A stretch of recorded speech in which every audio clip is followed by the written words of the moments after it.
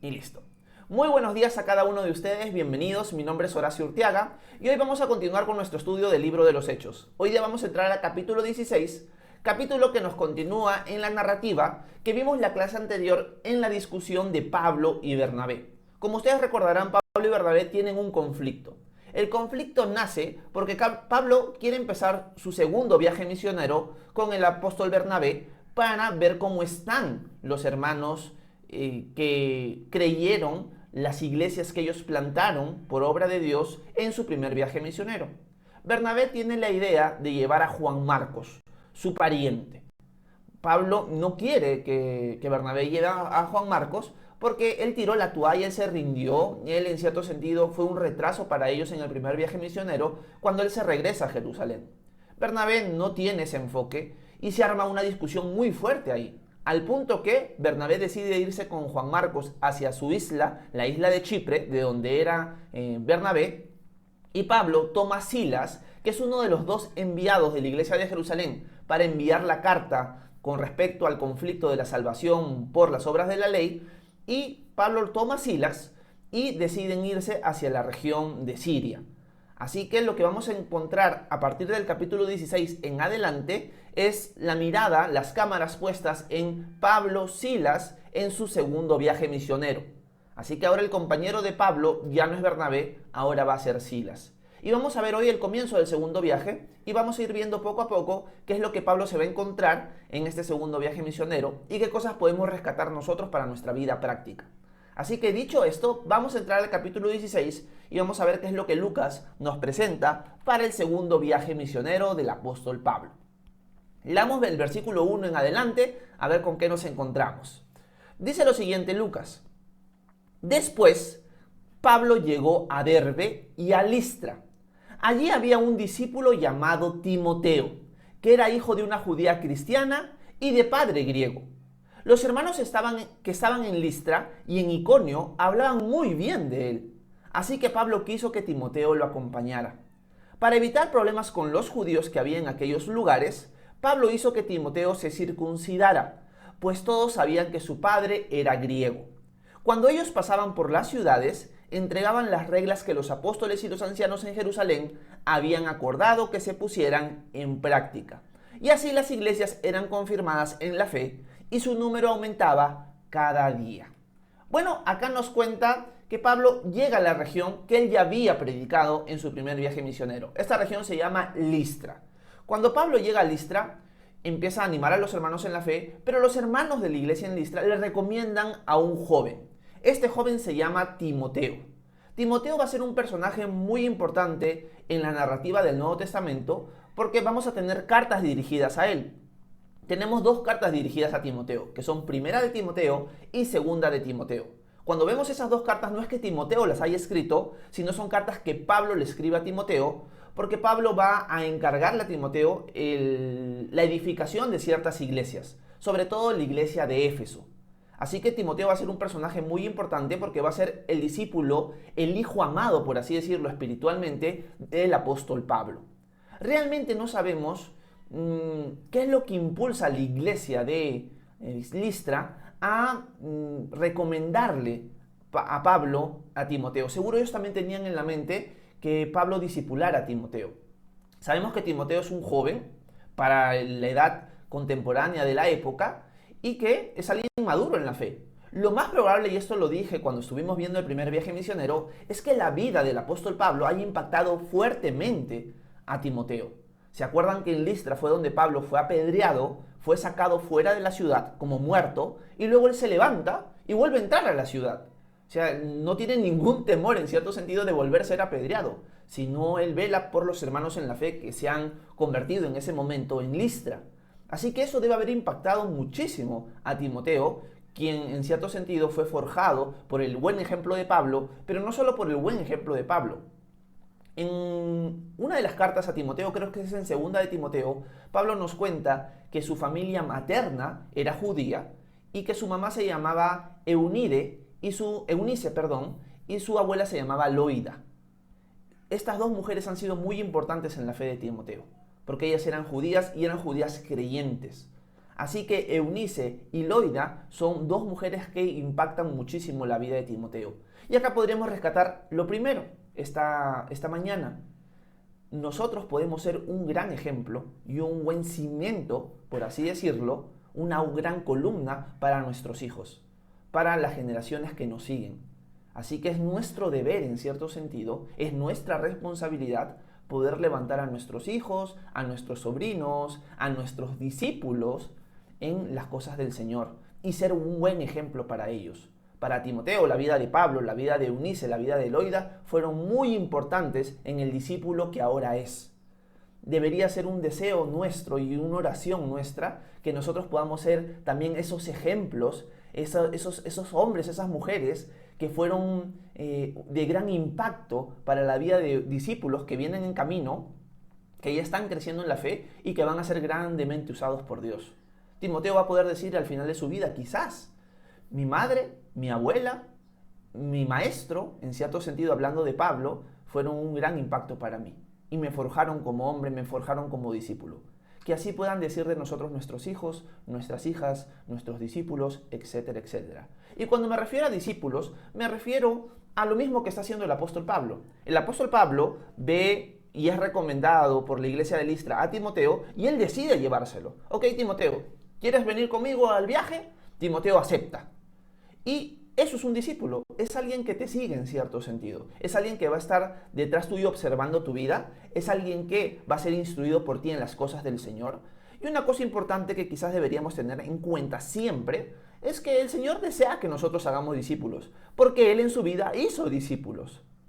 Y hacer discípulos es influenciar la vida de otras personas con nuestro carácter, con nuestra vida, siendo luz y sal, y también en las cosas del Señor. Con lo que Dios nos haya llamado a hacer, nosotros poder dar a otro lo que el Señor ya nos dio a nosotros.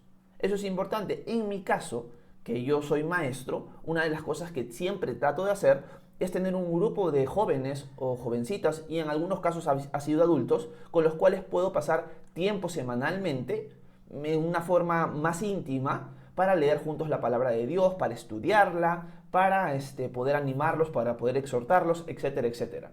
Hoy día tengo un grupo como de 5 o 6 jovencitas que estamos leyendo el libro de Génesis, ya lo vamos a acabar, y en cada capítulo de Génesis siempre hay algo que rescatar. Ellas aparte tienen una tarea que les dejo de leer la escritura 3 capítulos a la semana, y me hacen preguntas, podemos conversar de distintos temas, puedo hablarles cosas un poco más fuertes, en cierto sentido, que en un culto público, por ejemplo, y estoy tratando de, con el don que Dios me ha dado, poder disipularlas a ellas. Así que no es necesario, y esto es algo importante, que nosotros todos tengamos que enseñar, que ser maestros para poder disipular a otros, porque no todos tenemos el llamado de maestro ni el don de maestro. Así que con lo que Dios te ha llamado a hacer, con lo que Dios te está dando a ti, tú poder compartirlo con otro y ayudar a esas personas que Dios ha puesto en tu camino a crecer en la fe. Eso es hacer discípulos. Y eso es lo que el apóstol Pablo ha decidido hacer con Timoteo. En el caso de Timoteo es un discipulado en cierto sentido más radical, porque Timoteo literalmente va a vivir con Pablo a partir de ahora. Pero es algo muy importante que deberíamos tener. Podríamos enmarcarlo de esta manera. Ya si quieren quitarle la palabra discipulado o discípulo, sé influencia para otros. Sé influencia para hermanos en la fe y hasta para aquellas personas que no son hermanos en la fe. Sé influencia, luz y sal constantemente para ellos. Invierte en ellos. Da a ellos. Sírvelos a ellos. Entrégate a ellos. Esa es la idea, que vivas para otros. Porque el Hijo del Hombre, diría Jesús, no vino para ser servido, sino para servir y para dar su vida en rescate por muchos. Ahora, vamos a volver a leer todo el párrafo que hemos leído, porque hay algo importante que tengo que remarcar en las cosas que estamos hablando. Así que vamos a ponerlo en pantalla nuevamente y lo vamos a volver a leer, porque hay algo que es muy interesante que quiero conversar con ustedes. Vamos a volver a leer el versículo 1 y en adelante.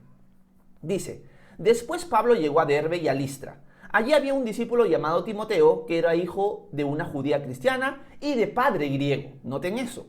Los hermanos que estaban en Listra y en Iconio hablaban muy bien de él. Así que Pablo quiso que Timoteo lo acompañara. Para evitar problemas con los judíos que había en aquellos lugares, Pablo hizo que Timoteo se circuncidara, pues todos sabían que su padre era griego. Cuando ellos pasaban por las ciudades, entregaban las reglas que los apóstoles y los ancianos en Jerusalén habían acordado que se pusieran en práctica. Y así las iglesias eran confirmadas en la fe y su número aumentaba cada día. Si se dan cuenta, acá sucede algo bien loco. Porque Timoteo, sí, tiene dos mujeres en su vida, Eunice y Loida, que son judías, que lo han influenciado en su fe, que ahora son cristianas, pero su padre es griego, su padre no es judío. Por lo tanto, al parecer, el padre nunca quiso que Timoteo fuera circuncidado, como todo judío debería serlo. Todo judío bajo el antiguo pacto, bajo el pacto de Moisés, tenía que ser circuncidado. Pero Timoteo no lo está. Por eso parece que la influencia del padre griego impidió que Timoteo fuera circuncidado. Y ahora Pablo, miren esto, Pablo lo circuncida a Timoteo. Esto es algo primeramente dolorosísimo, pero la pregunta que puede surgir para nosotros es, ¿por qué Pablo circuncida a Timoteo? ¿Era necesario que Timoteo fuera circuncidado? ¿Deberíamos nosotros guardar la ley de Moisés entonces si Pablo circuncidó a Timoteo? ¿Cuál es la respuesta a estas inquietudes, a estas incógnitas? Y la respuesta es la siguiente. Timoteo no tenía que ser circuncidado, pero Pablo lo hace por amor de los judíos o por amor a los judíos. ¿A qué me refiero? No sabemos cómo, en verdad, los judíos a los cuales Pablo va a visitar en las siguientes regiones podrían saber si Timoteo no era circuncidado, porque nadie le va a estar revisando eso. Pero aparentemente había alguna forma, o quizás algún dicho, algún chisme, por así decirlo, o ya se habían pasado la voz, que este hombre, Timoteo, no era circuncidado. Eso es lo que podremos intuir del texto. Y el propósito de Pablo para circuncidar a Timoteo es que no pueda ser un tropiezo para los judíos cuando quieran o cuando estén dispuestos a escuchar el evangelio. ¿A qué me refiero? Cuando los judíos se sientan ofendidos por alguna práctica que tú haces, no van a abrir oídos a tu predicación. Y Pablo quería evitar eso. Así que Pablo, para evitar ese tropiezo, ese muro que podría impedir que los judíos escucharan el evangelio, decide circuncidar a Timoteo. No porque Timoteo esté bajo la ley de Moisés, ni porque nosotros estemos bajo la ley de Moisés, sino por amor a los judíos. Y Timoteo acepta eso por amor a los judíos.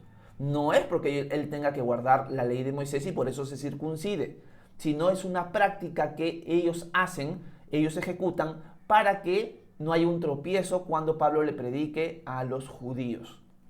Y acá hay una lección importante. Pablo siempre dejó claro, por ejemplo, en la carta a los Corintios, que él con el judío se hacía como judío, aunque no estaba sometido bajo la ley. Con los gentiles se hacía como los gentiles, aunque sí está sometido a la ley de Cristo. Y así sucesivamente. ¿Qué quiere decir Pablo con eso? Que en cierto sentido tú no vas a buscar ofender con tus prácticas a las personas a las cuales tú quieres alcanzar. Por ejemplo, hay grupos religiosos que quizás las personas a las que tú les quieres compartir no son salvas y tienen ciertas costumbres alimenticias. Por lo tanto, si tú quieres alcanzar a esas personas y que te puedan escuchar, que puedan escuchar el mensaje del evangelio, no vas a ponerte a comer delante de ellos lo que ellos no comen, pues. Los vas a ofender con tus actos. Por lo tanto, ellos van a ver que tú los estás ofendiendo, no van a querer escucharte para nada. Por lo tanto, es importante que nosotros podamos, por amor a ellos, guardar ciertas formas, aunque sabemos que nosotros no tenemos esas limitaciones. Por ejemplo, hay grupos que para cierta fecha tratan de no comer carne, por ejemplo. Vamos a poner este ejemplo. Tratan de no comer carne estos grupos religiosos. Entonces, yo en esa fecha, si yo quiero alcanzar a tales personas o ya estoy compartiendo con algunas personas, me voy a privar de comer carne, o si como carne no voy a poner en mis redes sociales que estoy comiendo carne, como para que ellos vean y se sientan ofendidos y nunca más me quieran escuchar. Se van a sentir ofendidos por mi actitud y yo ya no voy a poder ser luz y sal para ellos ni alcanzarlos. Aunque yo sé que podría comer carne en esa fecha. Y así sucesivamente con distintos ejemplos. Tenemos que tener cuidado hasta con las formas de vestir quizás. Uno tiene que ser sabio, uno tiene que saber cómo poder ser luz y sal y poder alcanzarlos y no poder ser piedra de tropiezo para ellos, para que escuchen el mensaje de salvación. Pero cada caso va a ser tocado con pinzas en ese sentido. Yo a veces, confieso, yo era muy burlón en ese sentido, ¿no? Sabía que un grupo religioso o algo no hacía algo en tal fecha y yo a propósito lo hacía y todavía lo publicaba en mis redes sociales, ¿no? Sobre todo gran parte de mi familia tiene ciertas prácticas religiosas y yo por burlarme, ya siendo cristiano, lo hacía. Como sé que yo no tengo esas limitaciones, y lo publicaba en mis redes sociales. Y obviamente mi familia se sentía muy ofendida, porque sabían que lo estaba haciendo a propósito. Y el Señor me fue enseñando en el transcurso del tiempo que esa era una actitud que Él no aprobaba y que ese no era su corazón.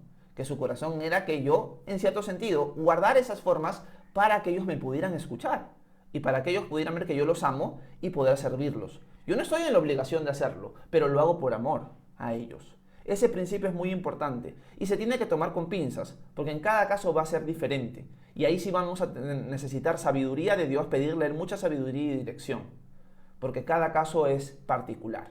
Así que Pablo decide circuncidar a Timoteo, Timoteo acepta, y eso ya no va a ser un impedimento para la predicación de los judíos en las sinagogas que ellos visiten a partir de ahora en adelante.